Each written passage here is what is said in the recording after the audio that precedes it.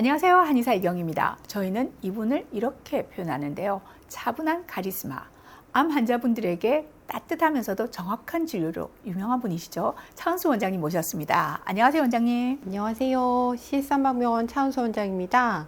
오늘은 저희 병원에서도 가장 많은 비율을 차지하고 있는 유방암 환자들에게 도움이 되는 식이 원칙과 평소 궁금해하시는 영양 관련 정보들을 꼭꼭 눌러 담아 보았습니다.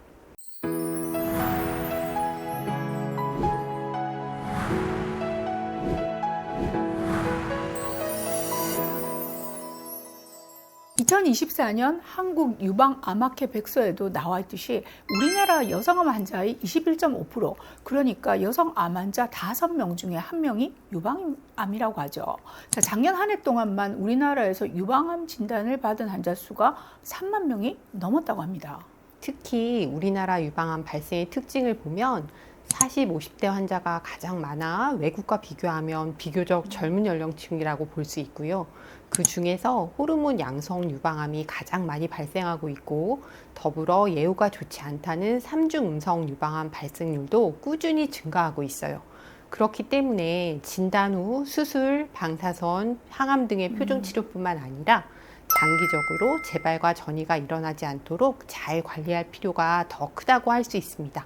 오늘 유방암 환자의 영양에 대해 알려주신다고 했는데요. 일반적으로 영양 상태가 좋은 환자는 항암제와 방사선요법으로 인한 독성 부작용을 더 잘 견뎌내는 것으로 관찰됩니다. 원칙적으로 암 환자의 영양요법은 영양실조를 모아가지고 면역계를 자극하면서 암세포를 키우는 식습관을 차단하는 데 그 초점을 맞춰야 하는 거죠. 그렇다면 원장님께서는 이 원칙에 대해 암 환우분들에게 어떤 구체적인 식이 지침을 드리고 있는지도 궁금합니다. 그 질문에 답변을 드리기 전에 한 번 더 강조드리고 싶은 것이, 내 몸의 환경을 바꿈으로써 유전자 스위치를 끄고 켤 수 있다는 최신 후성 유전학 이론인데요. 결국 암의 시작과 끝의 주도권이 놀랍게도 바로 나 스스로에게 있다는 점입니다. 이 점을 충분히 이해하셨다면 원장님의 질문에 대한 답변을 드려볼게요. 면역을 높이고 암은 억제하기 위해 제가 제일 강조하는 것은 암세포의 먹이가 되는 설탕, 단 음식, 가공 음식을 끊어라입니다. 당분과 가공식품을 줄이는 거야 누구나 다 알고 있는 일반적인 식이 원칙이잖아, 이렇게 말씀하실 테지만 이건 그만큼 중요한 식이 원칙인 것도 사실이라고 할 수 있겠습니다. 하지만 오늘은 좀 유방암에 대해 좀 더 집중해 볼까 하는데요.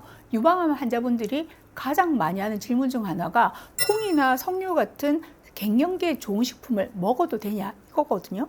먼저 유방암과 밀접한 관련이 있는 에스트로겐 수용체에 대한 이야기부터 해보겠습니다. 에스트로겐 호르몬은 알파와 베타 두 가지 수용체에 작용하는데요. 호르몬 양성 유방암은 그 중에서도 알파 수용체에 작용하는 암이에요. 에스트로겐 알파 수용체는 유방, 자궁, 골수, 간, 지방 조직에 분포하고, 베타 수용체는 난소, 폐, 전립선, 대장, 뇌에 존재하는데요. 여기서 흥미로운 점은 베타 수용체가 활성화되면 오히려 암의 성장과 전이를 억제하고 세포 자살을 일으킨다는 겁니다. 그 얘기인즉슨 에스트로겐 베타 수용체가 활성화되면 암 환자의 생존율이 올라가고, 또 알파 수용체가 활성화되면 생존율이 떨어진다는 건데, 우리가 걱정하는 합성 호르몬이나 환경 호르몬처럼 여성 호르몬과 유사한 호르몬들은 이 알파 수용체에 작용한다고 밝혀져 있잖아요.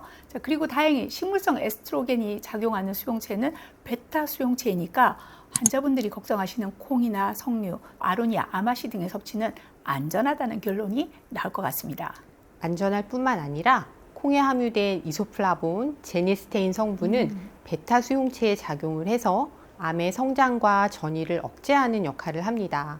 또한 호르몬 양성 유방암 환자는 타목시펜이나 아로마타제 억제제 복용, 졸라덱스 주사 치료를 5에서 10년간 장기적으로 하면서 신체 내 여성 호르몬이 완전히 차단되는데요.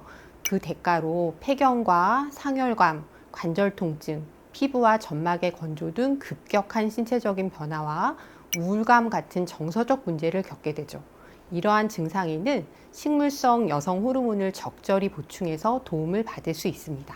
그렇다면 유방암 환자분들에게 적극적으로 콩이나 베리류, 아마시, 석류, 알로에를 섭취시키길 권장드려야 되겠습니다. 자, 특히 콩의 제니스테인은 강력한 혈관 신생 억제제로도 작용하고 삼중 음성 유방암을 일으키는 그 브라카 유전자 돌연 변이를 막는 역할도 해서 말기암과 전이암 방지에도 도움이 된다는 연구도 있죠.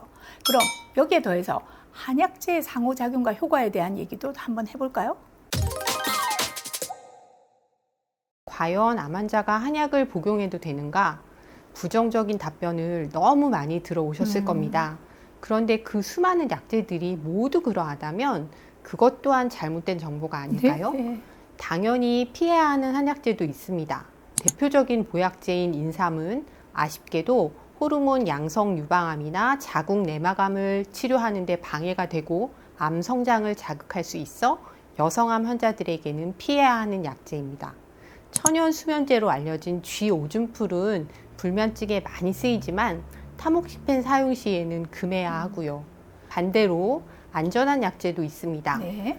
뛰어난 항염증 효과를 가진 자초와 혈액순환을 돕고 조혈작용을 하는 단삼은 암의 침윤과 전이와 관련된 EMT 과정을 억제해서 삼중 음성 유방암에 안전하게 사용할 수 있습니다. 우리가 흔히 먹는 커리의 주성분인 커큐민, 한약재로는 강황인데요. 이 강황은 항암 치료와 병행할 때 효과를 증강시켜 주기 때문에 안전하게 많이 드셔도 좋습니다.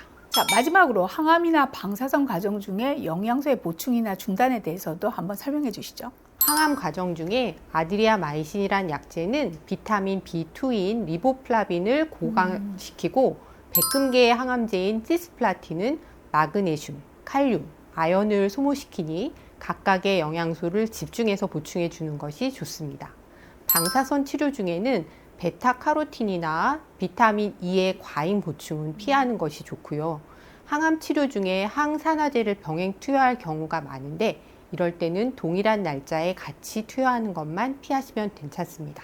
네, 오늘 유방암 환자분들이시라면 놓치지 말아야 할 정보들로 가득 찬 시간이었습니다. 자, 항상 그렇지만 오늘도 알찬 정보를 준비해 주신 차은수 원장님 감사드리고요. 자, 끝까지 시청해 주신 구독자분들께도 감사 인사 전해드리면서 저희는 다음 이 시간에 돌아오겠습니다. 감사합니다.